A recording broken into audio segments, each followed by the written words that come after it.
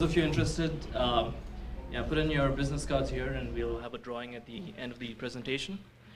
And yeah, be aware that we will be contacting you after, possibly sometime in the near future. So if you don't want us contacting you, feel free not to put in your cards. I'll pass this around. Yeah, put in your cards, and at the end of this, yeah, we'll have a giveaway. Giving away the laptop. Sorry. What are you giving away? What's in the bag that you're giving me? It's a messenger bag. It's pretty nice. What we also plan on having or doing while we present is just have your participation. So we have some giveaways. We have a company hat and a set of golf balls. So yeah, I'll ask some questions. If you guys want one of these, you can get it. All right, so how many of you have heard the statements that SQL injection is dead? SQL injection doesn't really exist anymore. Web application developers, they know about it, they protect against it. It's so 2004, all right? We hear these statements all the time. It's kind of the new thing to say about web application security. I've even heard it in a number of talks that we've heard today. Well, we're here generally because we beg to differ. We spent the better part of this year dealing with a number of different financial institutions that were broken into via SQL injection. We saw one company go bankrupt due to SQL injection. We saw not just data, but dollars leave organizations via SQL injection. So yes, we beg to differ. Yes, SQL injection does still exist. It is still real and affects thousands of corporations out there. To give you a feel for kind of what we saw, one attacker toolset that we saw is a very simple web-based application that he wrote. He literally said, find car manufacturers, click. Came back, all right, 100,000 results. And it said, find car manufacturers that were using Microsoft SQL. Click, it came back 10,000 results. Find car manufacturers running Microsoft SQL that are vulnerable to SQL injection. Click, came back with 500 results. Exploit this guy, and this guy, go. And it would come back. Sometimes you'd have command prompts, sometimes you'd have to do manual interactions, sometimes you'd have tools loaded. We'll expand upon that. But the fact is, it's very real, and it's very easy to do. Okay? You want to introduce yourself? Sure. So my name is Marshall Heilman. I'm a principal consultant with Mandiant. I spent about 8 years in the Marine Corps, where I had a variety of positions. My background really is in pen testing and secure network architecture. I've done work for the NSA. I've done work for the Department of Homeland Security, for the Army, for the Marine Corps, Fortune 500, DoD, kind of you name it. I've probably been there, done that. I've been with Mandiant for about 2 years now. Right, my name is Vijay Akasapu. I'm a director out of Mandiant's New York office. Not as many years of security consulting experience as Marshall, but been providing strategic security services for 7 years now. Served the role of a security advisor to governments, to worldwide organizations, to election commissions, and have pretty relevant information both from an application as well as a network architecture perspective. I don't typically like putting up my certifications, especially my CISSP one, but and apologies to anybody at ISC Square. But I'm CISSP certified as well as PCI. What we'll also do is spend very little time introducing our company. We work for Mandiant. It's a company of consultants, authors. We publish a lot. We speak a lot. We initially began in 2004 as an incident response specific company, chasing after bad guys and catching them. Quickly realizing after that, after about 6 months of doing that, that it's not enough catching the bad guys. You'd rather help companies preventing them getting into your network in the first place. So what we then did is initiate proactive services, which I'm part of. All right, with that, let's get started. What we're going to be covering today are 3 case studies. And we're drawing upon our experience, like Marshall explained, from some recent activity. And the reason we talk about SQL injection, you might consider it old and boring and wrinkled and not as cool and hip as cross-site request forgery. But the truth of the matter is, it's still the most relevant vulnerability out there. And of all of the incidents we responded to, it's probably the single most vulnerability that has been used to exploit companies and gain system access. What we'll do is explore how the attackers have been using SQL injection to gain access onto systems and exfiltrate data. And then following that, So we're not only drawing upon our investigative experience, but also on our proactive security services experience.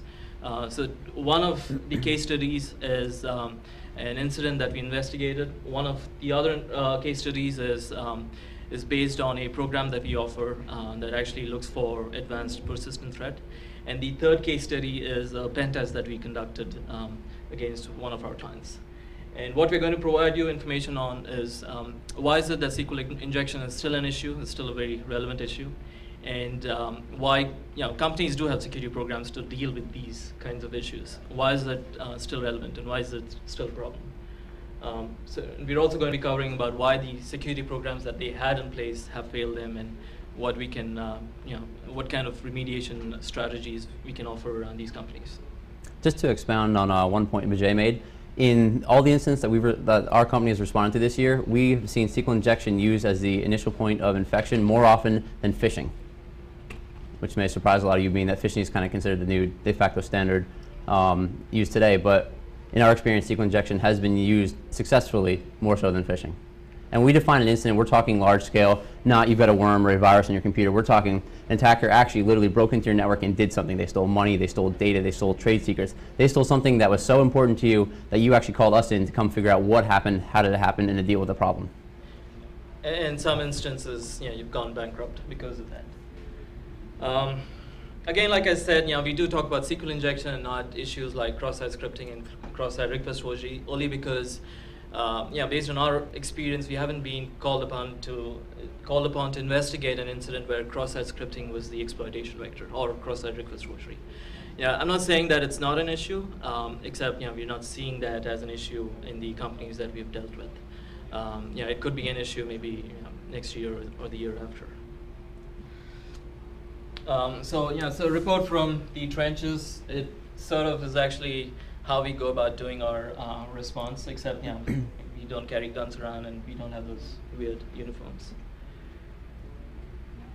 All right, the first case study is going to be an attacker gaining access to a system through link servers. And it's an incident we responded to early this year. Now, I should probably briefly digress here and talk about how companies have been detecting incidents. All right, you want to talk about? We're going to do a giveaway. Vijay, you want to get a hat or a shirt? Sure.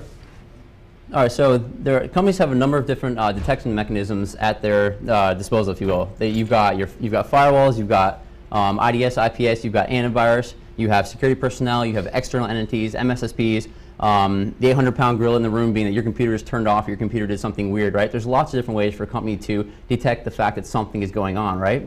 So we're going to give this hat here to the person that can successfully tell us how they think most incidents that we've responded to, so in our opinion, the way most incidents are reported.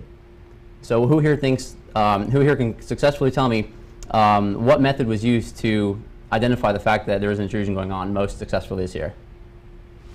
End user. Second? End user. No. Anyone else? Google. Performance drop. Nope. Not Google, not performance drops. The application broke. Nope. Customers. Nope.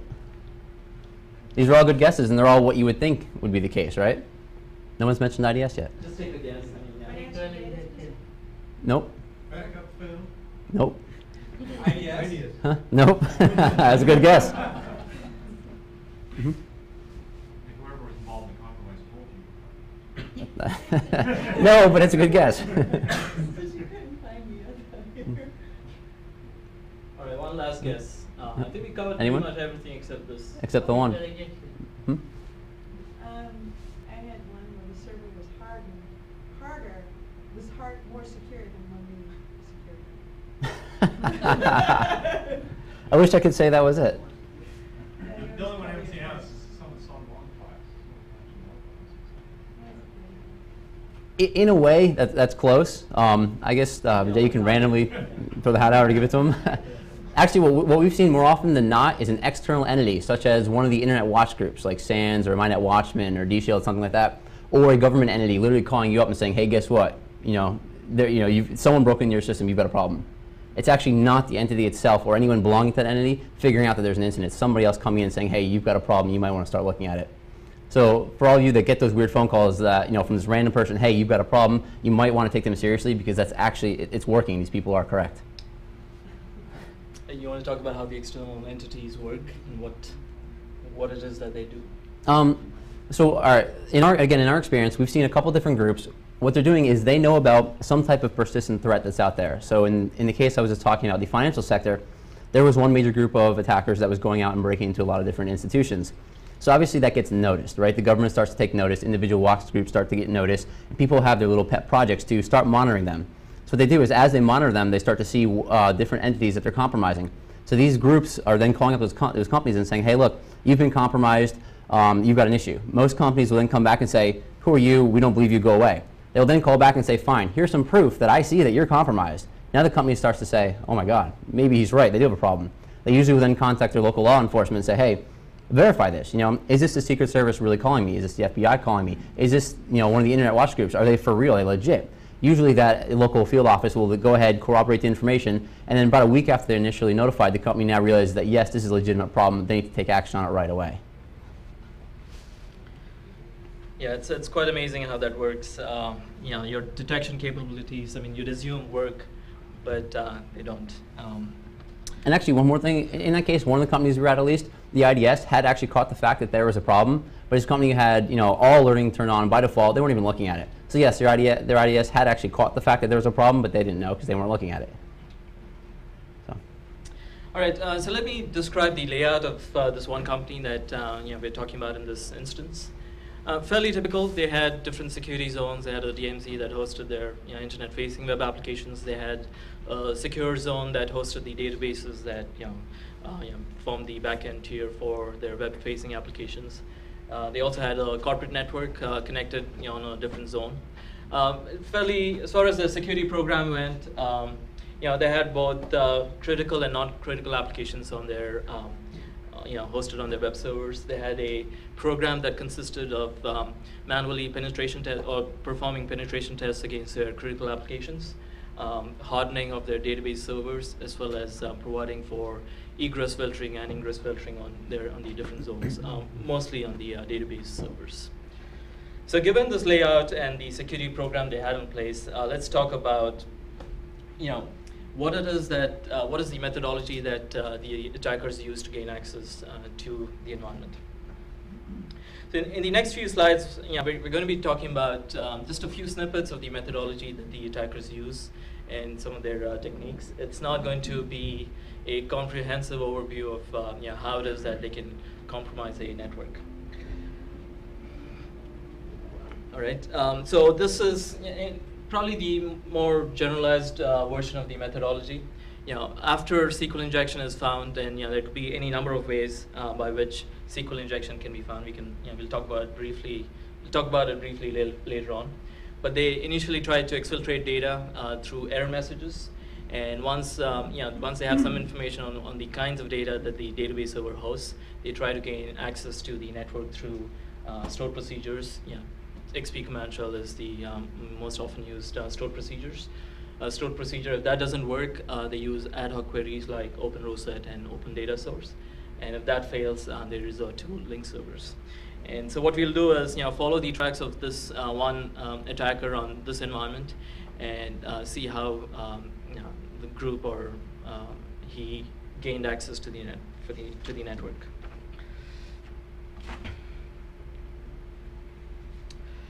So now briefly, how do you detect SQL injection? There are three generic ways. One is in-band, where you inject your SQL injection tags, and the messages that the server sends back to you indicate that it's not validating your input.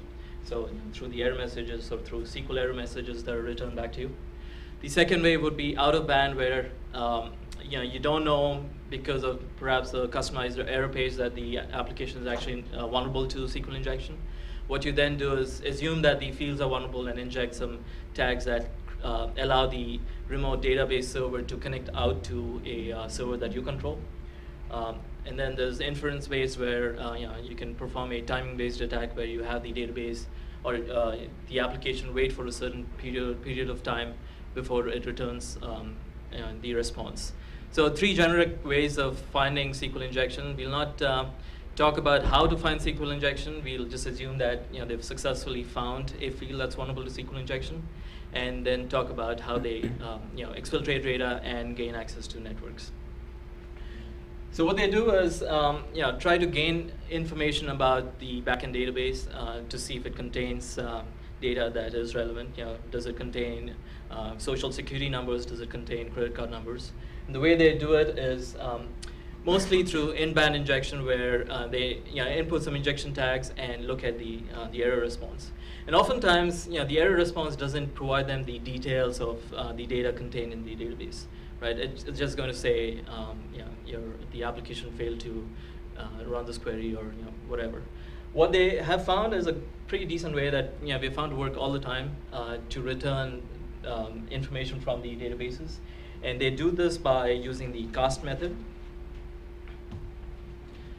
Essentially, what they're doing here is, if you look at the snippet, what they inject into the SQL into the vulnerable field is a query that allows them to query the backend database, and what they then do is cast the output of that query to nvarchar and equate that to the number 1. So this information is always going to report an error, because what they're doing is comparing an integer to a data type of nvarchar. So what cast essentially allows you to do is convert data types. You can convert data types from strings to integer, from integer to nvarchar, or whatever. The reason they cast it as nvarchar and equate it to 1 is because they know that it's going to be, there's going to be a problem with this query. And what you'll see is the database responding with an error saying, conversion failed when converting nvarchar value, followed by the response of their SQL query. In this case, it's a database that is contained in their database server. So master is is your main database that's in your database. What they can then do is just go through and actually query all of the information from the database, and it's going to work all the time. You can query tables, you can query fields, you can this is it's a fairly good way of getting information out of the database.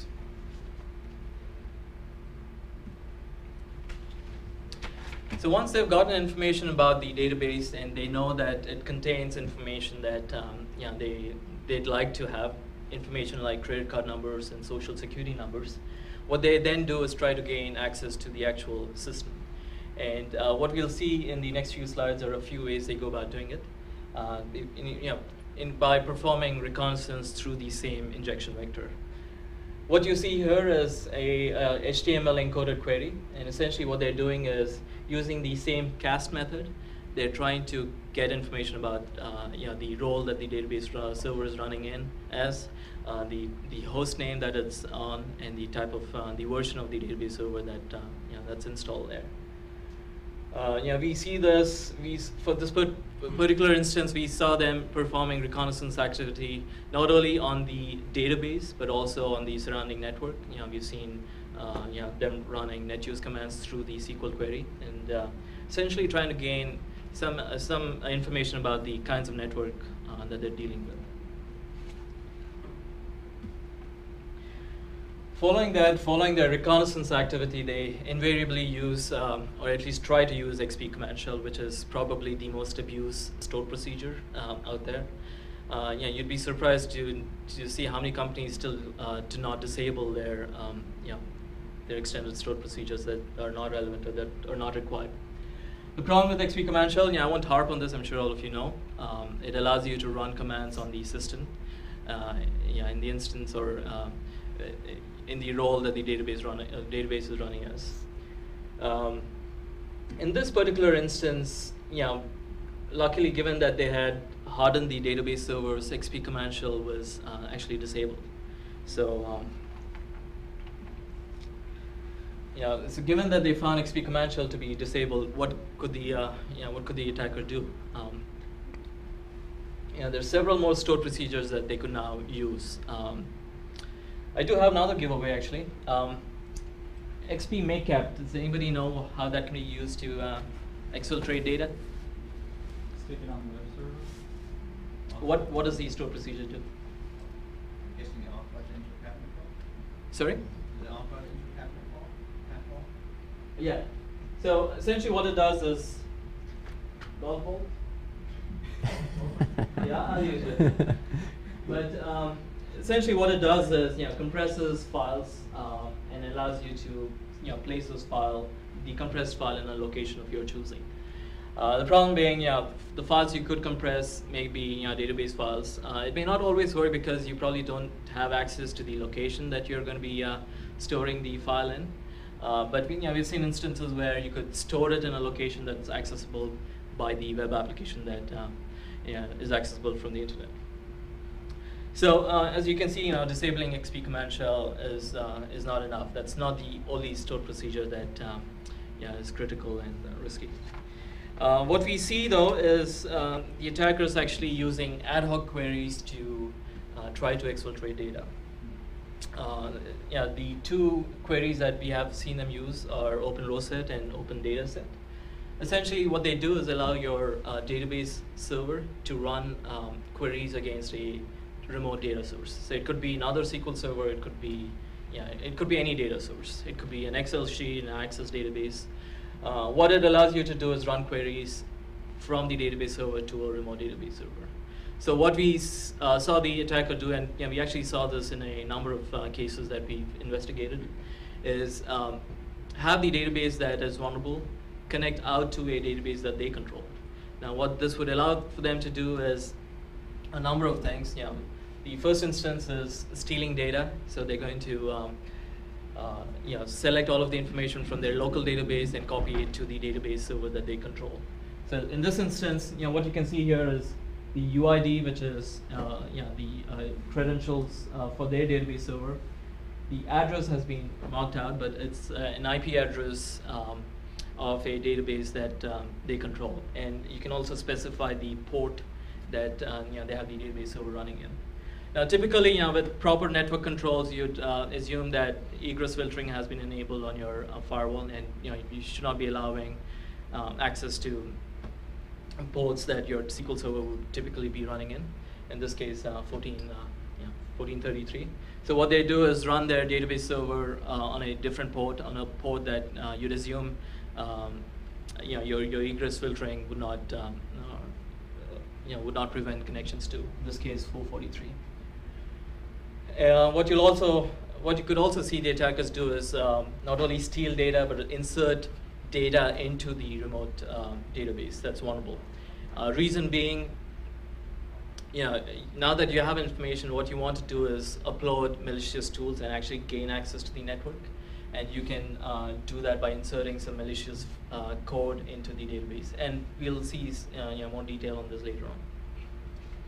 So again, the reason they'd use ad hoc queries is exfiltrating large amounts of data, uploading malware, which we'll see instances of later on, and executing a number of commands in succession.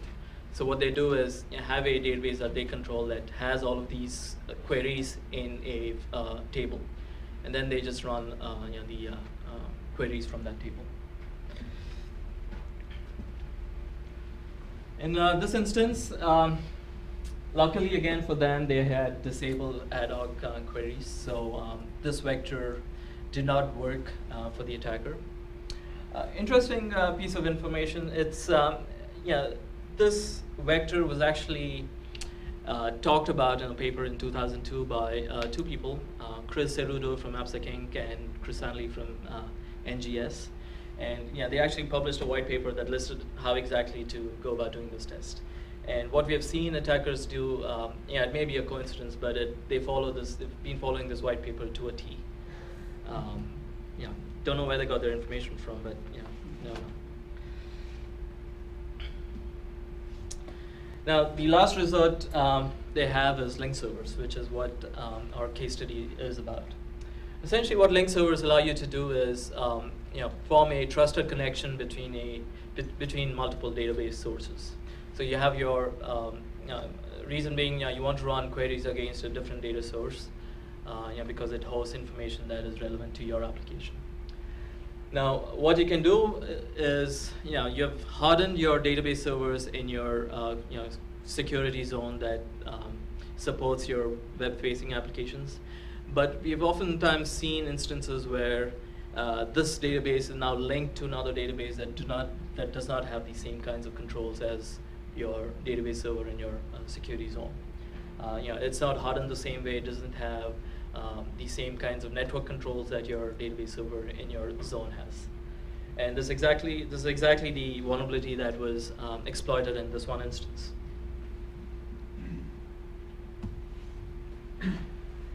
Like we saw, that disable XP command shell and ad hoc queries, and also implemented egress filtering on the zone that hosted the database servers. Unfortunately, the database was actually linked with a developer's database in the corporate network. So what we'll see is them enumerating all of the link servers and actually running XP command shell against a link server. And we'll see how they do that. So the actual layout, in fact, was the database server hosting the web server, hosting the application, linked to a developer's database. And the developer's database was in the corporate network. Did not have the same kinds of egress filtering in this zone, and did not have the same level of hardening as the main database server. Just to comment on this slide a little bit more, if you, here particularly, you're back in your DMZ, your backend database server really should only have access to your web server, right? It should not have any internet connectivity at all. There's really no reason for it whatsoever. In this case, because it was linked through the firewall to another database server inside the internal network, which did not have the same network access controls, right? This guy, you can go back? Oops. Yep. This guy actually had access to the internet, right? So the attacker was able to run queries through the web server on this database server, which then redirected to this database server, which then sent information out the internet. So even though this was hardened in the way it should have been, because of this link, the attacker was able to completely bypass the network security controls in place. Yep. The next slide actually talks about that. So this here is the query to enumerate link servers. Again, they get the information about the link servers through the cast method. The link servers are actually stored in a table called sysservers. And what we see them doing is enumerating information where server ID equals 0 through n until they've enumerated all of the link servers. And then they get the name of the link server. And once they have the name of the link server, what they can then do is, not sure if you can see this, but essentially run commands against the link server. So what they're doing here is running a SQL statement which actually drops the table and then inserts into temp exec. So they're running a TFT command against the linked server, not the database server itself. It's a fairly complicated query, but we've seen tools that automate all of this. So it's a no-brainer. In this instance, TFTP actually failed. So the corporate network was, had some egress filtering that did not allow for outbound TFTP connections. So what we then see them doing is, to prevent these kinds of network controls, they actually upload malicious tools into the database itself. And what they then do is dump out the malicious tool into a file and run the file. What the malicious tools often have are hard-coded IP addresses that allow the executable to connect out on a port that's that egress filtering doesn't control, like 443 or 80, to an IP address that they control.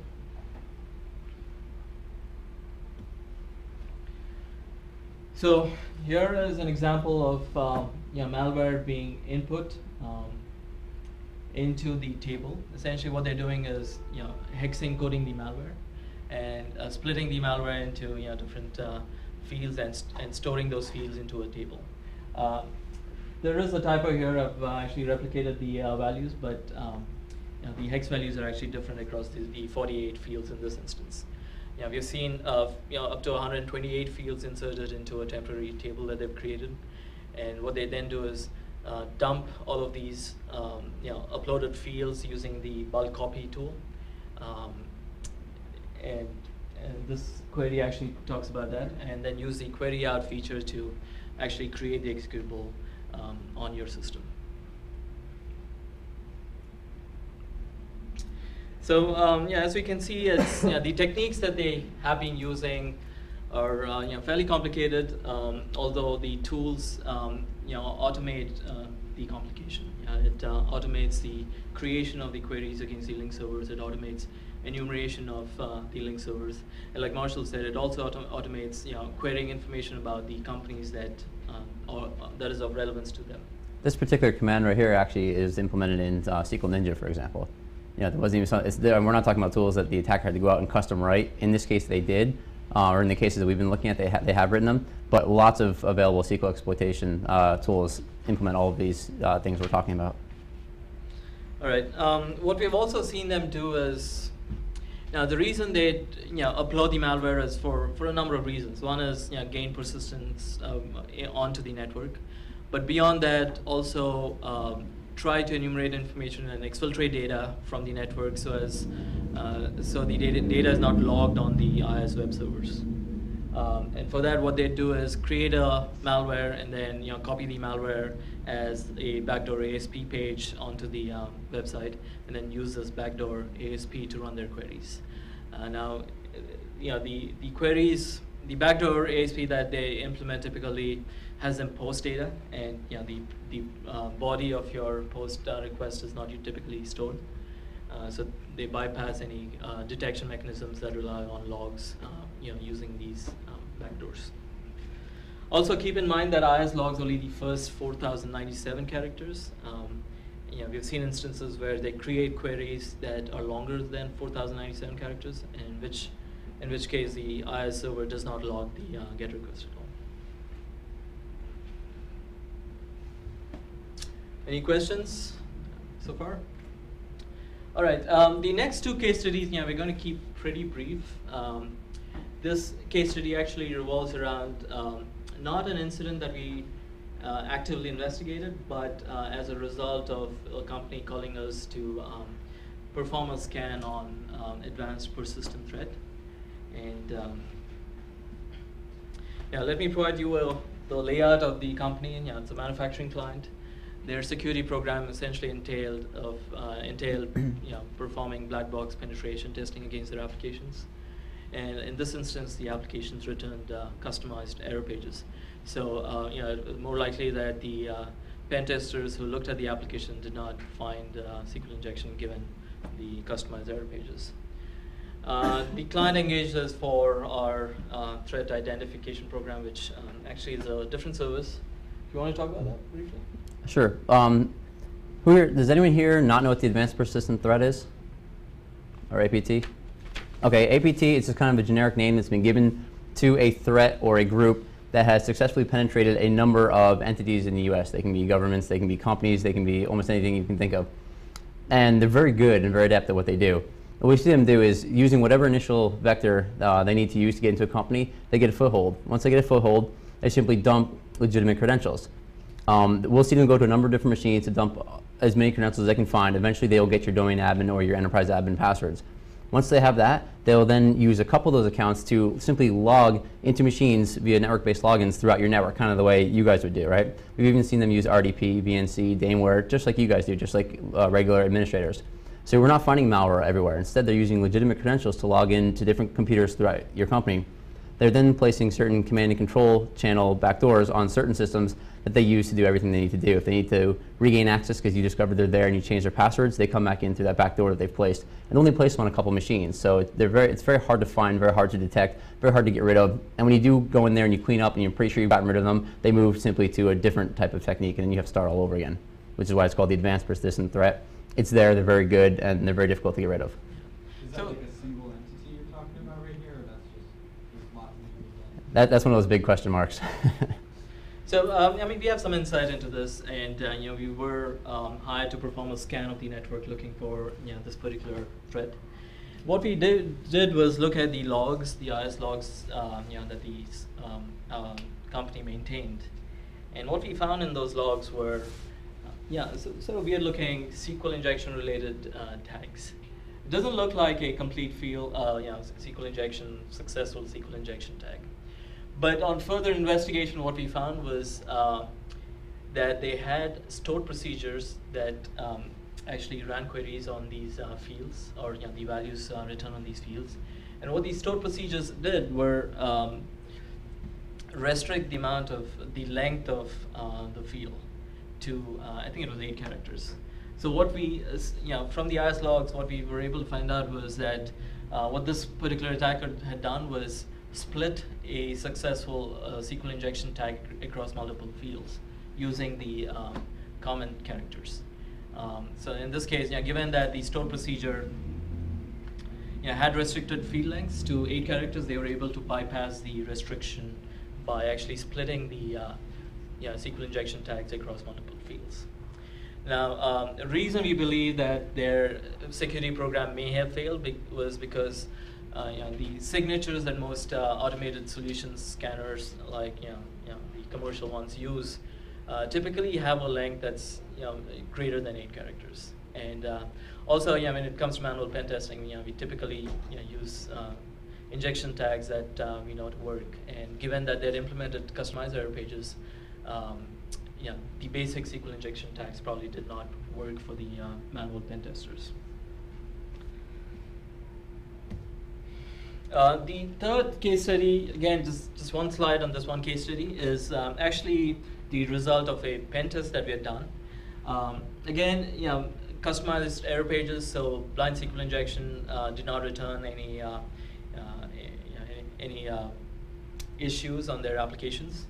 What we then did was just assume that the field was vulnerable to SQL injection and input some SQL injections that actually had the database server connect out to a server that we control using the HTTP callout functions and supported in Oracle.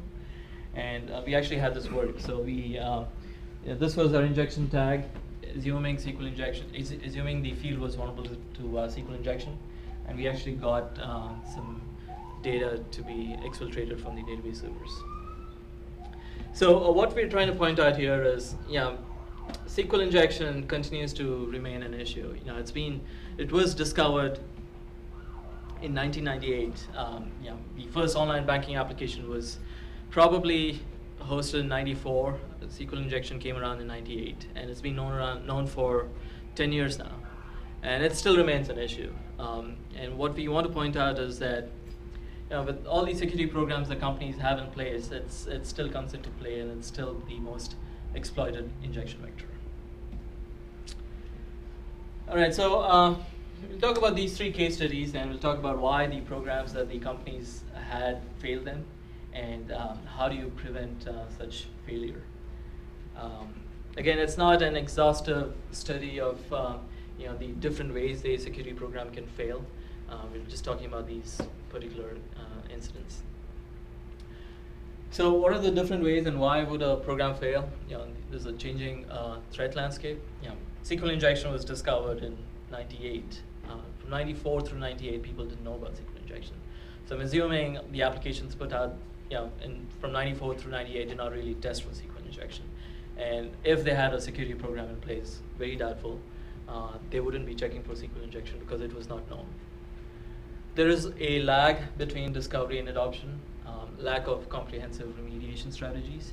And typically, attackers have more time. They understand complex database architectures and relationships better than overworked DBAs. You had something to add here, Marshall? Vijay had mentioned earlier that we'd seen them use some queries straight out of the AppSec Inc. paper. One of the other ones we'd seen was a Microsoft article on how basically if you're going to rebuild a database, you want to transfer all your administrator credentials from one database to another one. Well, this is how you do it. And we actually saw the attackers do that just from the attack database to their own database. Yeah, so like I was saying, 98, what is the changing threat landscape? 1998 was when SQL injection was discovered as a threat vector. 98 was also when cross-site scripting was discovered, 2000 cross-site request forgery, 2002 some of the more advanced SQL injection techniques described in the white papers published by both AppSec Inc. and NGSS, that talk about out-of-band and inference. We talk about the changing threat landscape is because, you could have a security program in place that deals with the problems at a particular time, right? You create a program that deals with SQL injection, even if you're aware of what the issues are. You create a program that deals with cross-site scripting, cross-site request forgery. But you're not going to create a program that is going to deal with issues that you don't know about, that have not been discovered even. So that presents a problem. There's you have gone through a program. If you're a bank that hosts 1,000 applications, you've gone through a security program that certifies each of these 1,000 applications through a certain period of time. Now, say 6 months from after you've certified the applications, there's a completely new threat that has been discovered that your security programs are not going to help with. It's not related to input validation. It's not related to remediation strategies that would have worked for the other threats. Take cross-site request forgery, for example. It's been around since 2000. It's been known as a vector since 2000. But you don't solve cross-site request forgery through, partially, but you don't really solve it through input validation. So no matter how much, what your remediation strategy is when it comes to input validation, it wouldn't have worked for cross-site request forgery, right? And that's an issue. You can review your code, you can, pen test to death, but you're not going to find an issue that nobody knows about. Neither the pen testers looking at your applications, nor the people performing the source code review. Also, there is a lag between discovery and adoption. Just a few instances. Cross-site request forgery has been known since 2002, 2000, but it was included in commercial tools signature only in November of 2007. So if you're relying on automated solutions to test for issues, there is a lag between discovery of the issue and adoption by these commercial solutions. Again, even if you're relying on manual testing, CSRF was introduced into the Owasp testing guide only in 2007, although it's been known as an issue for some time. Several reasons why, although it's known as an issue, people do not really find reliable ways of exploiting the vector. Tools that look for these kinds of issues change. So there are several reasons why there is this lag between discovery and adoption. Also, when it comes to blind SQL injection, the automated scanners out there do not typically have signatures that include HTTP callout injection tags in them. So, so if you're expecting them to find blind SQL injection against an Oracle database, probably it might not work as well. Also, there is a lack of comprehensive remediation strategy when it comes to dealing with an issue, and also in the security program itself. The one issue is, with criticality rating of your applications. Just because the application doesn't host any information that is of relevance to a company, doesn't mean it's a low risk if it's on the same network or the same subnet as that of a more high-risk application. Also, if it's sharing the same database server at the back end, chances are you should probably grant it the same risk rating as your high-risk applications. Also, the reliance on black box penetration testing is an issue. All of these SQL injection issues that we've talked about can be solved using a source code review solution. So there are ways to deal with them, except in all of the instances where we found SQL injection to be an issue, people have not adopted these solutions, the more comprehensive solutions that we expect them to. And these include financial institutions. All right, so what is the fix? Again, it's not a comprehensive fix.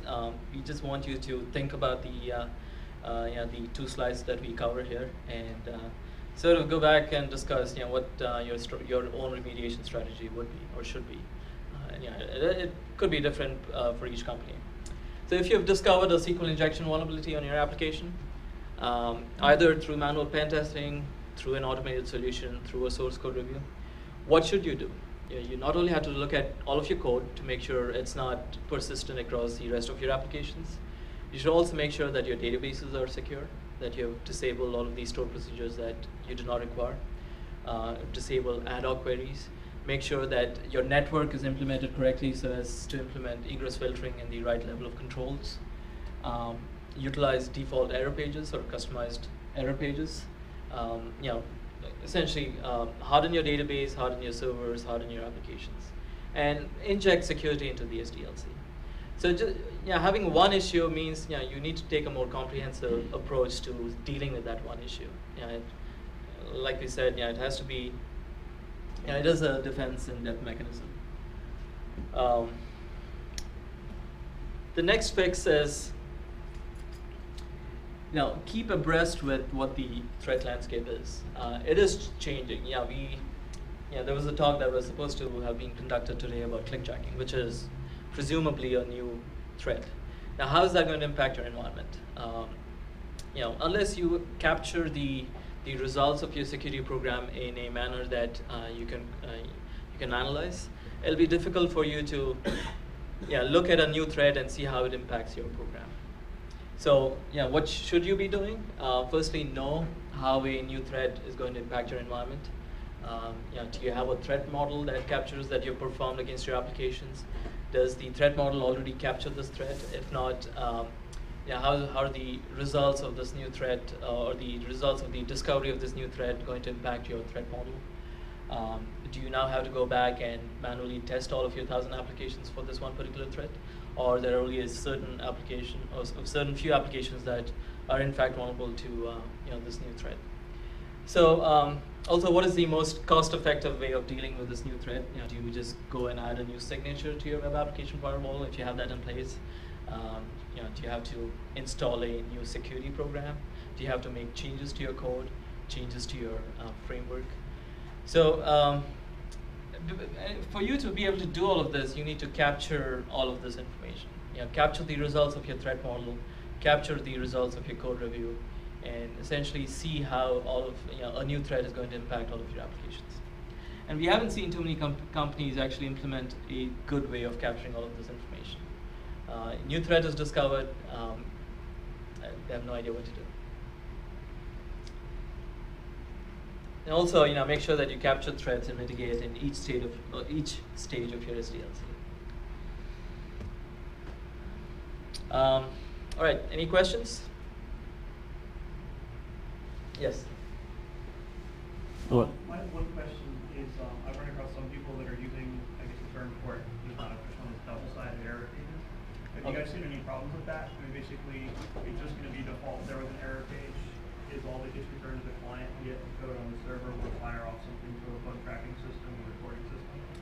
We haven't seen that in use actually. Okay. But it's mainly been small companies that are writing their own stuff. Okay. I was just wondering, it seems a logical approach. It seems to have worked so far. I was just wondering if you guys had seen anyone been able to get around that or cause problems. How's it going to solve issues like an HTTP callout, for example? I mean, yes, it's going to create it's not. It's just, have you found that to be exploitable? I mean, it doesn't solve everything. Okay. But the point is that it basically is preventing all of the information leakage while still allowing that stuff to be available to the developer. Because the developer is going to basically go to the internal bug tracking system and consult the readout there to get the data rather than reading it off the web page. Okay. So. Yeah, I think that's a fairly useful way of getting information. We haven't seen that exploited yet, but yeah, we don't have insight into all of the web hacking systems. I mean, you guys have obviously a lot of experience in a lot of things that we're going to have. You've seen that. Not that. You had a question? Sure. I remember when I first took a look at SQL 2005, I was excited to see they had this vulnerability surface reduction wizard. I mean, they got rid of XP command shell by default. Have you had a chance to play with 2008 yet? And if so, have they disabled some of the functionality you're describing here? I just downloaded SQL 2008. I haven't had a chance to explore it, but I know they've gone into some depth to make it more secure by default.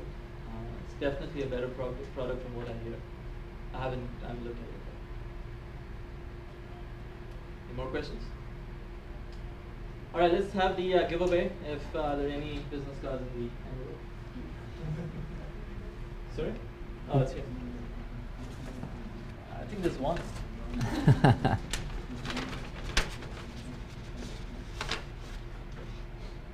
Jarek Lewis?